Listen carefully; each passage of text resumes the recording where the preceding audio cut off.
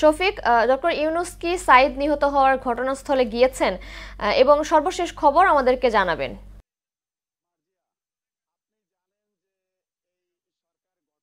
পর এই প্রথম রংপুরে কিন্তু আবু সাঈদের মৃত্যুর পর কিন্তু এই ডক্টর ইউনূস তিনি কিন্তু এই প্রথম রাষ্ট্রপ্রধান হয়ে এই প্রথম রংপুরের পীরগঞ্জে এসেছেন এবং কোঠা সংস্কার নিয়ে যে আন্দোলন করতে গিয়ে যে বেগম রোকেয়া বিশ্ববিদ্যালয়ের শিক্ষার্থী আবু সাঈদ নিহত হয়েছেন, এই নিহতের পরিবারের যে নিহতর বাবা মা এবং ভাই বোন আত্মীয় স্বজন তাদের সঙ্গে কিন্তু মত বিনিময় করেছে। আরেকটি বিষয় বলে রাখি যে তিনি সহ উপদেষ্টা মণ্ডলীর যে সদস্য আছে তাদেরকে নিয়েও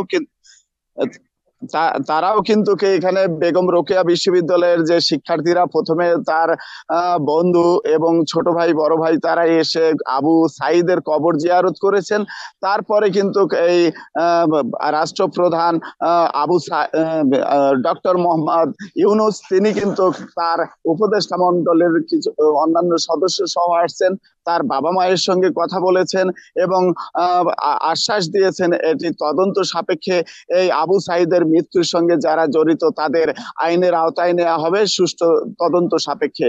এবং সেখান থেকে কিন্তু প্রথমে হেলিকপ্টার যোগে রংপুরের পীরগঞ্জের মেরিন একাডেমিতে তিনি নামেন, তারপরে সেখানে তার বাসা যান, মায়ের সঙ্গে মত বিনিময় করেন। সেখান থেকে মত বিনিময় করার শেষে বেগম রোকেয়া বিশ্ববিদ্যালয়ে গিয়েছেন এবং সর্বশেষ রংপুর মেডিকেল কলেজ হাসপাতালে যাওয়ার কথা আছে।